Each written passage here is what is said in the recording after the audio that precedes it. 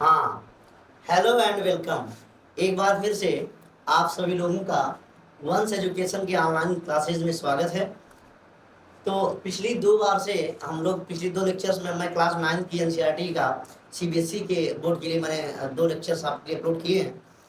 तो आज हम क्लास 10th का जो कि नेक्स्ट टॉपिक है, मैंने आपको पहले से बताया था कि क्लास 10th के अंदर हमको स्पेशली केवल 2 तरीके की थ्योरम पढ़नी है।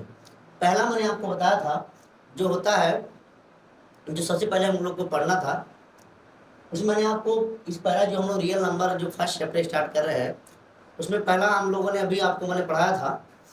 उसमें पहली बात मैंने जो आपको बताया था वह था एल्गोरिथम से जो रिलेटेड मैंने बताया था, यूक्लिड डिवीजन एल्गोरिथम, जो पहला टॉपिक हम लोगों ने पढ़ा था। और उस पर रिलेटेड मैंने ढेर सारे इलस्ट्रेशन लिए थे, बहुत सारे क्वेश्चन लिए थे। और वहाँ से क्लास 10th की मैंने जो ओल्ड एनसीईआरटी हम लोग कर रहे हैं, तो जो यूक्लिड विभाजन एल्गोरिथम पर बेस्ड जो एक्सरसाइज थी, जो एनसीईआरटी के एग्जाम्पल थे, और जो फर्स्ट एक्सरसाइज जो वहाँ तक हमने कंप्लीट कर लिया है। आज वहीं से आगे जो नेक्स्ट हमारा टॉपिक है, क्योंकि नेक्स्ट हमारी थ्योरम है जो कि फंडामेंटल थ्योरम ऑफ अर्थमेटिक, यानी अंकगणित का आधारभूत प्रमेय। आज वहाँ से मैं बात को स्टार्ट करूँगा, बात को आगे बढ़ाऊँगा, एकदम आराम से बातों को समझते हुए चलेंगे। तो चलिए, तो बात को स्टार्ट करते हैं। क्लास 10th में आज मेरे हिसाब से ये हम लोग का लेक्चर चौथा पांचवा लेक्चर होगा। तो फंडामेंटल थ्योरम ऑफ अर्थमेटिक, जिसको हम लोग कहते हैं अंक गणित का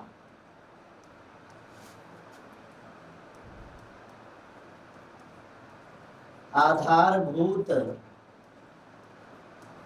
प्रमेय। क्या होता है अंकगणित का आधारभूत प्रमेय? तो जैसा कि आपने प्रीवियस क्लासेज में पढ़ा होगा, जो अंकगणित का आधारभूत प्रमेय, उसमें हमने पढ़ा होगा कि प्रत्येक प्राकृतिक संख्या को हम अभाज्य संख्याओं के गुणनफल के रूप में व्यक्त कर सकते हैं, लिख सकते हैं। जैसे मैं आपसे बात करूं कि जैसे ये 6 है, ये एक नेचुरल नंबर है, ये प्राकृतिक संख्या है। इसका अगर हम गुणनखंड कर दें, इसका फैक्टराइजेशन कर दें, तो होता है 2 गुणे 3, यानी 2 into 3 होता है। इसका मतलब हमने क्या किया है, इस प्राकृतिक संख्या को अभाज्य संख्याओं के गुणनफल के रूप में हमने ब्रेक कर दिया है, तोड़ दिया है, व्यक्त कर लिया, एक्सप्रेस कर दिया है। यही मैं आपसे बता रहा हूँ कि कोई भी प्राकृतिक संख्या हो, उस प्राकृतिक संख्या को अभाज्य संख्या के गुणनफल के रूप में हम लोग लिख सकते हैं। तो आइए, जैसे मान लीजिए हमको कोई नंबर दे दिया जाए, तो ढेर सारा, जैसे मैं कई सारी अभाज्य संख्याएं ले लूँ, जैसे 2 into 3 into 5 into 7, ऐसे करके मैं ढेर सारी अभाज्य संख्याएं ले करके, तो अगर मैं मल्टीप्लाई कर दूं, 2 3 6 6 25 30 और 7 3 28 210, देखिए ये एक प्राकृतिक संख्या आ गई। यानी हम अभाज्य संख्याओं को मल्टीप्लाई करके ढेर सारा प्राकृतिक संख्या बना सकते हैं। यानी इसको प्राकृतिक संख्या, इसी को हम कंपोजिट नंबर भी बोल सकते हैं। कंपोजिट नंबर, इसी को हिंदी में भाज्य संख्या भी बोलते हैं। यानी मैं ये कह सकता हूं कि हम अभाज्य संख्याओं का मल्टीप्लाई कर करके ढेर सारी कंपोजिट नंबर बना सकते हैं। या फिर उल्टा कह सकते हैं कि जितने भी कंपोजिट नंबर है, उन कंपोजिट नंबर को, सभी भाज्य संख्याओं को हम अभाज्य संख्याओं के गुणनफल के रूप में लिख सकते हैं, है ना। तो आइए, तो यही हमारा, बिल्कुल यही हमारा फंडामेंटल थ्योरम ऑफ अर्थमेटिक का स्टेटमेंट भी है। क्या है फंडामेंटल थ्योरम ऑफ अर्थमेटिक? ये है कि every composite number can be written down in the form of product of power of prime factorization या प्राइम नंबर्स। यानी अंकगणित का आधारभूत प्रमेय क्या है? वो होता है कि प्रत्येक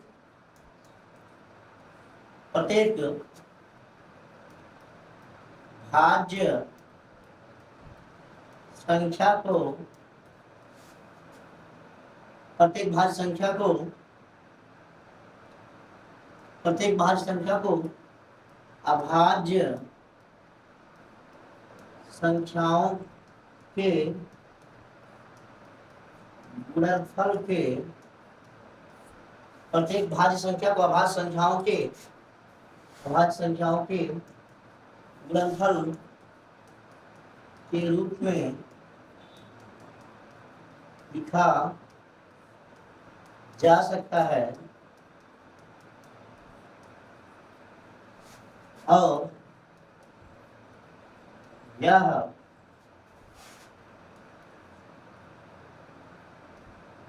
गुणनखंड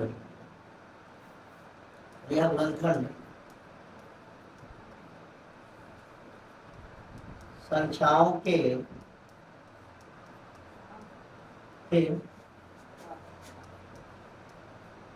क्रम के अलावा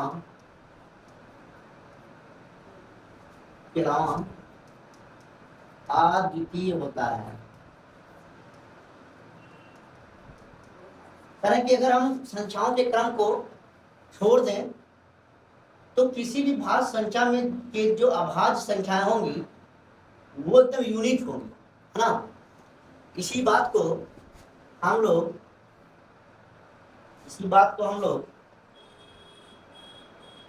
और कैसे कह सकते हैं, इसी बात को हम लोग इंग्लिश में अगर हम लोग को यही बात बोलना हो तो कह सकते हैं every composite number can be written down as product of prime number. यानी किसी भी भाज्य संख्या को हम अद्वितीय रूप से अभाज्य संख्याओं के गुणनफल के रूप में लिख सकते हैं। यही है हमारा अंकगणित का आधारभूत प्रमेय। कैसे, उस बात को हम थोड़ा समझ लेते हैं। जैसे मान लीजिए कोई भी अभाज्य संख्या को दे दिया जाए, कोई भी भाज्य संख्या दे दिया जाए तो हम उस भाज्य संख्या को ब्रेक करके अभाज्य संख्याओं के गुणनफल के रूप में लिख देंगे। जैसे मैं ये कह दूं कि मान लेते हैं मैं 720 ले लिया। अब ये एक भाज्य संख्या है। इस भाज्य संख्या को हम लोग अभाज्य संख्याओं के रूप में कैसे ब्रेक करेंगे, इस तरीके से गुणनखंड कर लीजिए। तो कहेंगे 2 तिहाई 6, 2 छक्के 12 0, 2 कनन 2, 2 अट्ठे 16 0, 2 9 18, 45, 15। आप जानते होंगे हो जाएगा 2 दूना 4 दूना 8 दूनी 16 3 48। जैसे 2 दूना 4 दूना 8 दूनी 16 25 80 और 80 और 80 और ये 9, तो 9 से 72 हो जाएगा, 720 हो गया। तो अब मैं 720 को कैसे लिख सकता हूँ, ये कंपोजिट नंबर है, इसको मैं 2 गुणे 2 गुणे 2 1 2 3 4 2 3 गुणे 3 गुणे 5 लीजिए। मैंने क्या किया है, 720 को अभाज्य संख्याओं के गुणनफल के रूप में व्यक्त कर दिया है। अब क्या होगा कि मान लीजिए अब इसमें 2 1 2 3 4 बार आया है, इसको हम लिख सकते हैं 2 की घात 4 गुणे, यहाँ 3 2 बार आया है, इसको लिख सकते हैं 3 की घात 2 और ये गुणे 5, ये हो गया 720। देखिए और क्या कह सकते हैं कि प्रत्येक भाज्य संख्या को अभाज्य संख्याओं के घातों के गुणनफल के रूप में व्यक्त कर सकते हैं। ये भी स्टेटमेंट है अंकगणित के आधारभूत प्रमेय का। Any composite number can be written down in the form of product of power of prime numbers. हम प्रत्येक भाज्य संख्या को अभाज्य संख्याओं के घातों के गुणनफल के रूप में व्यक्त कर सकते हैं। यही है अंकगणित का आधारभूत प्रमेय। अब इस अंकगणित का आधारभूत प्रमेय जो हम पढ़ रहे हैं, इसका ढेर सारा इस्तेमाल है, इसका ढेर सारा यूज है। ये गुणनखंड तो हम पहले भी किया करते थे, लेकिन उसका नाम मेंशन नहीं किया जाता था। तो अब हम गुणनखंड कर रहे हैं, उस गुणनखंड का स्पेशल नाम दे रहे हैं। गुणनखंड तो हम पहले भी करते थे, पहले भी इसको गुणनखंड करके ऐसे लिखते थे, लेकिन उसका नाम नहीं हम लोग प्रीवियस क्लास में जानते थे। लेकिन उसका एक नाम है, जिसका नाम है अंकगणित का आधारभूत प्रमेय, जो कि ये कहता है कि प्रत्येक भाज्य संख्या को अभाज्य संख्याओं के गुणनफल के रूप में लिख सकते हैं। और यह जो गुणनफल है, यह जो गुणनखंड होता है, यह जो गुणनफल है, वो संख्याओं के क्रम के अतिरिक्त अद्वितीय होता है। यानी हम प्रत्येक भाज्य संख्या को अद्वितीय रूप से अभाज्य संख्याओं के गुणनफल के रूप में व्यक्त कर सकते हैं। यहाँ मैं लिख देता हूँ इस बात को। चलिए यहाँ इस बात को मैं लिख देता हूँ। जो बच्चे सीबीएसई वाले भी होंगे तो समझ लीजिए कि fundamental theorem of arithmetic, fundamental theorem of arithmetic का जो स्टेटमेंट है वो मैं लिख देता हूँ। Every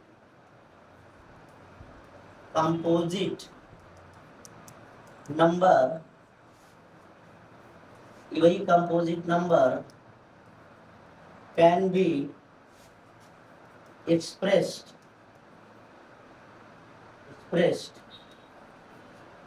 as product of prime numbers. And every composite number can be expressed as product of prime numbers. या यहाँ पर every composite number can be uniquely, यहाँ एक शब्द डाल दीजिए तो पूरा सेंटेंस कंप्लीट हो जाएगा। uniquely देखिए, every composite number can be uniquely expressed as product of prime numbers, है ना। ये हो गया फंडामेंटल थ्योरम ऑफ अर्थमेटिक्स। आइए अब इस पर बेस्ड बहुत सारे तरीके के क्वेश्चन बनते हैं। अब मान लीजिए कि ढेर सारी अगर कोई बहुत सारी अभाज्य संख्याएं हैं, किसी भाज्य संख्या का हम फैक्टराइजेशन करते हैं, उस फैक्टराइजेशन के अंदर, उस गुणनखंड के अंदर कई अभाज्य संख्याएं, एक ही अभाज्य संख्या कई बार आ जाती है, तो उससे हम उस अभाज्य संख्या की घातें प्राप्त होती है। ये बातें भी आपको बड़ी नॉर्मल सी बातें हैं, कोई बहुत स्पेशल बात नहीं है इसमें। अब आइए एनसीईआरटी का एक एग्जाम्पल आपके सामने मैं ले रहा हूँ। यानी अगर एक बार जैसे मान लीजिए, अब जैसे मुझे 120 का करना गुणनखंड, तो मैं कैसे करूंगा? 2 दूनी 4 दूनी 8। अगर इसको मुझे करना पड़े तो ये हो जाता है, इसको मुझे करना पड़े कैसे कर सकते हैं? कहेंगे 4 कैसे करके डायरेक्टली 120 कर देते हैं आपको थोड़ा समझाने के लिए। तो 2 6 के 12 हो जाएगा, और ये हो जाएगा 30 हो जाएगा, और ये हो जाएगा 15 हो जाएगा, 3 5 15, और ये हो जाएगा 5। जी जी, ये हम 120 को लिख सकते हैं 2 गुणे 2 गुणे 2 गुणे 3 गुणे 5, है ना। 3 गुणे 5, जी जी। 2 दूना 4 दूना 8, 8 5 40, 4 3 120। मैंने कहा कि प्रत्येक भाज्य संख्या को जो मैंने लिखा, यहाँ पर 2 2 2 एक ही अभाज्य संख्या कई बार रिपीट हो रही है, तो यहाँ हमें अभाज्य संख्याओं की घातें जो प्राप्त हो गई हैं। मैं यूनिक शब्द इसलिए इस्तेमाल कर रहा हूँ कि कोई भी भाज्य संख्या अगर है उसका गुणनखंड करेंगे, उस गुणनखंड में जो अभाज्य संख्याएं आएंगी वो बिल्कुल यूनिक होंगी। यानी उसके गुणनखंड में केवल 2 3 और 5 यही 3 अभाज्य संख्याएं ही आएंगी। समझ रहा है? 2 3 5 के अतिरिक्त कोई और अभाज्य संख्या आ ही नहीं सकती, इस बात की 100% गारंटी है।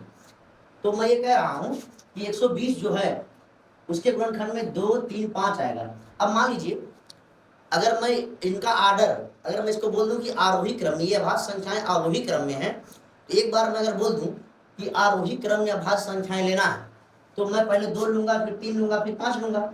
इसके अतिरिक्त कोई अन्य गुणनखंड मौजूद नहीं होगा। इसलिए मैं बार बार आपसे बोल रहा हूँ कि फंडामेंटल थ्योरम ऑफ अर्थमेटिक जो कह रही है कि किसी भी कंपोजिट नंबर को यूनिकली, अद्वितीय रूप से अभाज्य संख्याओं गुणनफल के रूप में जो हम लिखते हैं, ये बिल्कुल अद्वितीय होता है। ये गुणनखंड एकदम अद्वितीय होगा, यूनिक होगा। यानी किसी भी भाज्य संख्या के अंदर जो गुणनखंड आएंगे, जो अभाज्य गुणनखंड आएंगे, जो भाज्य संख्याएं आएंगी, वो अद्वितीय होंगी। उसके अलावा कोई अन्य संख्या उपस्थित ही नहीं होगी। अब इसी पर एक एग्जाम्पल आपकी एनसीईआरटी के अंदर दिया है, तो एग्जाम्पल दिया है कि क्या 4 की घात n, लिखा है क्या 4 पावर n कभी भी 0 पर समाप्त हो सकता है? ये सवाल आपके सामने है कि n का कोई ऐसा मान बताइए। ये सवाल थोड़ा सा मैं और थोड़ी दे रहा हूँ। कि एग्जाम्पल क्या है क्या कर n के इस मान के लिए, n का ऐसा कौन सा मान होगा जिस पर 4 की घात n कभी 0 पर समाप्त हो सकता है।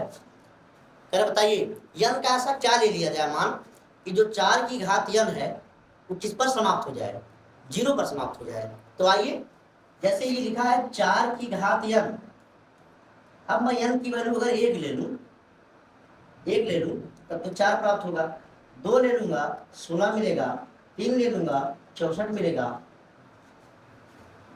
और ले लूंगा तो 216 मिलेगा। लेकिन क्या कभी 0 मिलेगा? नहीं मिलेगा। क्यों? तो आइए मैं आपको समझाता हूं क्यों नहीं मिलेगा। जैसे 4 की घात n है, अब 4 का हम गुणनखंड अगर कर दें तो 2 गुणे 2 ही प्राप्त होगा। 4 के गुणनखंड, 4 एक भाज्य संख्या है, 4 के गुणनखंड में केवल एक ही भाज्य संख्या, एक ही अभाज्य संख्या आ रही है जो कि 2 है, और वो भी 2 बार आई। इसको मैं लिख सकता हूँ 2 गुणे 2, इसका मतलब 2 की घात 2 लिख सकता हूँ। इसी बात को अगर मैं लिखना चाहूँ तो मैं लिख सकता हूँ 2 की घात 2 की पावर n। इसी को आगे मैं कह सकता हूँ 2 की पावर 2 है ना। तो अब सुनिए, अब सुन लीजिए एक और इंपॉर्टेंट बात, कभी भी किसी भी संख्या में,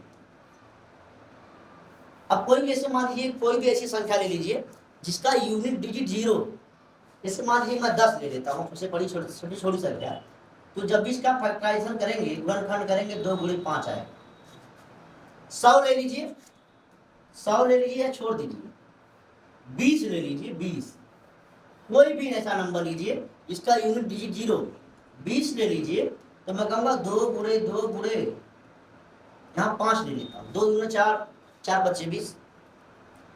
तो आप अगर देखेंगे किसी भी संख्या के अगर लास्ट में 0 है, किसी भी संख्या का अगर अंतिम अंक इकाई का अंक 0 है, तो पक्का है कि उस संख्या के गुणनखंड में 2 और 5 दोनों आनी चाहिए, 2 और 5 दोनों आने चाहिए, क्योंकि 2 और 5 का जब गुणा होगा तभी 10 बनेगा। यानी 2 and 5 makes 10। जब तक 2 और 5 नहीं मिलेंगे तब तक 10 बनेगा नहीं, तब तक उसका यूनिट डिजिट 0 दिखेगा ही नहीं। यानी कोई भी संख्या अगर 0 पर समाप्त हो रही है, इस बात की गारंटी को संख्या 5 से कटनी ही चाहिए, और 5 से तब कटेगी इसमें जब उसके फैक्टर में 5 होगा, क्योंकि फैक्टर ही तो बढ़ता है। इसका मतलब मैं ये कह सकता हूं, यहां मैं लिखूंगा उस बार क्या लिखेंगे, चूंकि 4 के गुणनखंड में 5 उपस्थित नहीं है,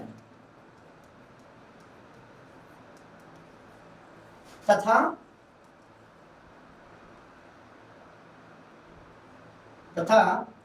भाज्य संख्याओं के या तथा यहां पर अंकगणित के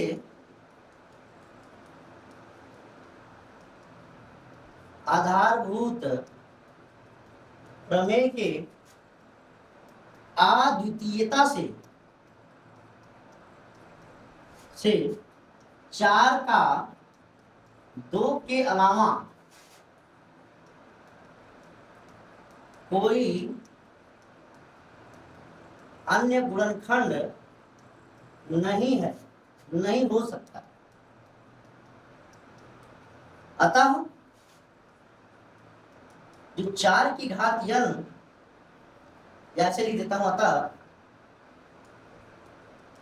जो 4 की घात n लिखा है, 4 की घात n में n का कोई ऐसा मान नहीं है जिससे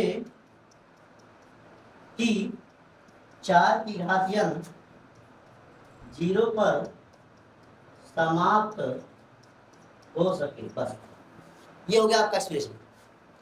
ये पूरी बात, हालांकि ये बात बिल्कुल आपको अंडरस्टैंडिंग करनी है, तो अंडरस्टैंड करनी है, बिल्कुल फैक्चुअल बात है, इसलिए मैंने इस पूरी बात को समझा दिया। क्या बोला मैंने? इस सवाल था कि क्या 4 की घात n का कोई ऐसा मान बता दीजिए कि n का ऐसा क्या मान रख दिया जाए कि 4 की जो घात n है वो उसका जो यूनिट डिजिट है वो 0 आ जाए। तो मैंने कहा कि ऐसी कोई n का मान कोई है ही नहीं इसके लिए 0 हो जाए। क्यों? क्योंकि 4 के गुणनखंड में केवल 2 ही आता है, 5 तो आता नहीं है, और 5 जब तक नहीं आएगा तब तक 0 बनेगा नहीं। कोई भी संख्या का इकाई के अंक अगर 0 है तो पक्का संख्या 5 से कटेगी, और 5 से तभी कटेगी जब उसके गुणनखंड में 5 होगा। और अभाज्य संख्याओं के गुणनखंड के अधिकता के हिसाब से 4 का 2 के अलावा कोई अतिरिक्त गुणनखंड ही नहीं है, अतः यह संख्या कभी 0 पर समाप्त हो ही नहीं सकती है, चाहे n का मान कुछ भी आपके लिए। ये बात उम्मीद करते हैं समझ में आई होगी। आइए एक नेक्स्ट एग्जांपल, और क्या इस्तेमाल हो सकता है। जो अंकगणित का आधारभूत प्रमेय है, उस अंकगणित का आधारभूत प्रमेय का इस्तेमाल हम लोग और क्या करने में इस्तेमाल करते हैं। तो सबसे इम्पोर्टेंट ये है, मैंने कहा था कि इस पर हम लोग 2-3 तरीके का सवाल पढ़ते हैं। पहला सवाल तो मैंने अभी आपके सामने लिख दिया है। दूसरा सवाल हम लोग पढ़ते हैं कि अंकगणित का आधारभूत जो प्रमेय है उसके आधार पर हम 2 संख्याओं का या 2 से अधिक संख्याओं का हम लोग एचसीएफ और एलसीएम फाइंड आउट कर सकते हैं। क्या बोला मैं? सुन लीजिए, जो अभी मैंने आपको यूक्लिड विभाजन प्रमेयिका पढ़ाई है, जो पहली टॉपिक मैंने पढ़ाया है, यूक्लिड विभाजन प्रमेयिका का इस्तेमाल हम विशेष रूप से 2 धनात्मक संख्याओं का एचसीएफ निकालने के लिए किया करते थे। लेकिन ध्यान से सुन लीजिए कि यूक्लिड विभाजन प्रमेयिका से आप केवल और केवल 2 संख्याओं का ही एचसीएफ निकाल सकते हैं, लेकिन अंकगणित के आधारभूत प्रमेय से आप एक ही बार में 2 से अधिक संख्याओं का एचसीएफ और एलसीएम बिल्कुल एक लाइन में निकाल सकते हैं। आइए मैं समझाता हूं कैसे। जैसे मैं एक सवाल ले लेता हूं, एक सवाल मैं आपके सामने ले लेता हूं, जैसे 8, 12 और 20, ये 3 संख्याएं आपके सामने लिखी हैं। इनका आपको निकालना है एलसीएम। क्या निकालना है? एलसीएम। दूसरा क्या निकालना है? एचसीएफ। एलसीएम का मतलब होता है लोवेस्ट कॉमन मल्टीपल, ये एलसीएम हो गया। हाईएस्ट का काम, एचसीएफ का क्या मतलब हुआ? Highest common factor, highest common factor इसको बोलते हैं, इसको एलसीएम को बोला जाता है लघुत्तम समापवर्तक, इसको बोला जाता है एचसीएफ को महत्तम समापवर्तक।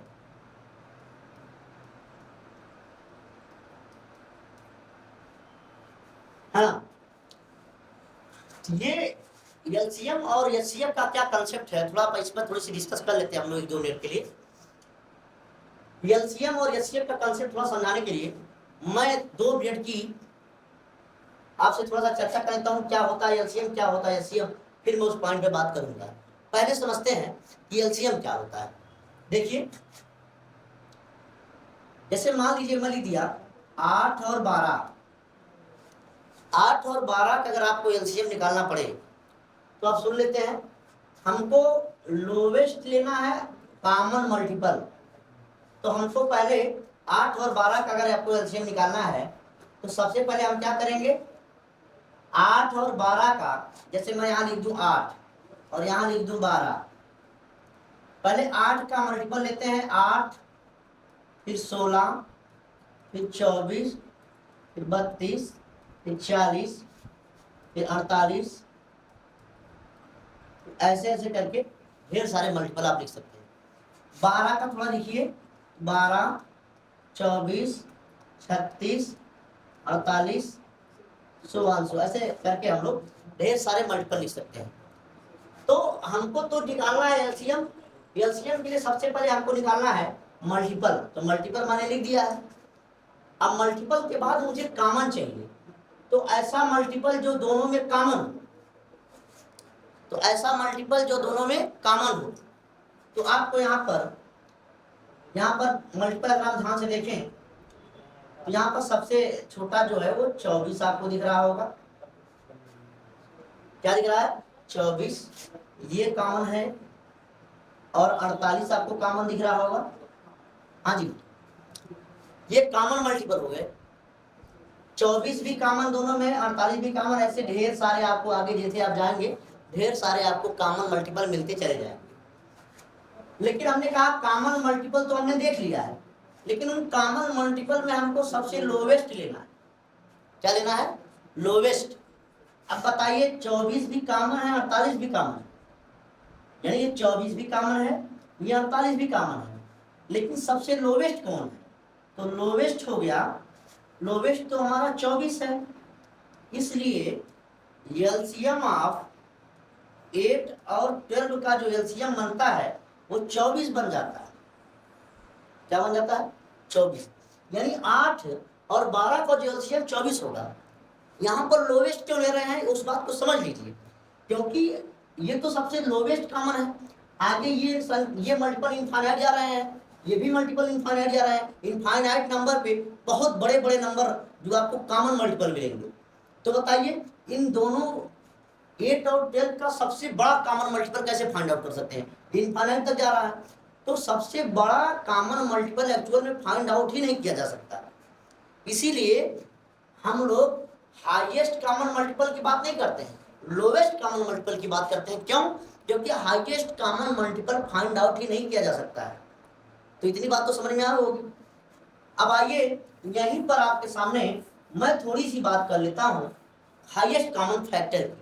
वो मल्टीपल था, ये फैक्टर है। अब आइए समझते हैं। 8 और 12 का अगर हमको एचसीएफ निकालना पड़े तो पहले हमें क्या निकालना पड़ेगा? फैक्टर निकालना पड़ेगा। आइए थोड़ा फैक्टर की बात कर लेते हैं। 8 किससे, फैक्टर का मतलब 8 किससे किससे कटेगा? 8 तो 1 से भी कटेगा, 8 2 से भी कटेगा, 8 4 से भी कटेगा और 8 8 से भी कटेगा। बिल्कुल सही बात है, एकदम एलकेजी वाली बात बता रहा। 12 को देख लीजिए साहब, 1 से कटेगा, 2 से कटेगा, 3 से कटेगा, 4 से कटेगा, 6 से कटेगा, खुद 12 से कटेगा। बताइए इसके अलावा किसी से कटेगा? बिल्कुल नहीं। ये मैंने कर दिए फैक्टर। अब हमको क्या करना है? फैक्टर तो मैंने कर लिए, अब हमको कॉमन फैक्टर देखना साहब। अब बताइए ऐसे कौन से फैक्टर हैं जो कॉमन है? तो आप कहेंगे गुरुजी पहले तो एक ही दिख रहा है। तो ऐसी दुनिया की कोई नंबर ही नहीं है, कोई भी दुनिया के नंबर ले लीजिए, एक तो होगा ही होगा, एक तो सबका कॉमन होता है। तो एक पर बात नहीं करेंगे। सबसे छोटा तो 2 है, यहाँ देखिए, फिर 4 भी है, यहाँ देखिए, और कोई कॉमन है? नहीं दिख रहा। और कोई कॉमन तो दिख नहीं रहा भाई साहब। आप कहेंगे गुरुजी 1 होता है। अरे 1 तो सबका फैक्टर होता है भाई साहब, 1 तो सब में कॉमन होता है, इसलिए 1 की बात नहीं करते हैं, है ना।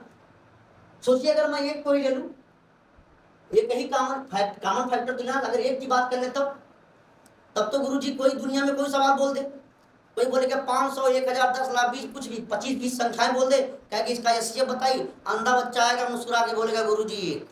तुम कितना बड़ा बड़ा सवाल बोल दीजिए, आप 10 सवाल 50 सवाल कोई भी 10 20 50 100 150 ऐसा नंबर बोल दीजिए, बोलिए इसका एचसीएफ बताइए, लड़का तो मुस्कुरा के उसको रटा हुआ नंबर याद है, कहेगा गुरुजी इसका आंसर 1 होगा।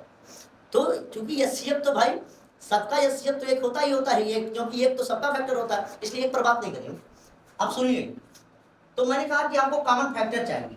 देखिए कॉमन फैक्टर 1 2 भी आया है और 1 4 भी आया है, लेकिन उसमें आपको हाईएस्ट लेना है। अब सुन लीजिए, हाईएस्ट लेना है। क्यों हाईएस्ट लेना है? अभी मैंने आपको चर्चा की थी, पहले फैक्टर करना है, फिर कॉमन लेना, फिर हाईएस्ट लेना है।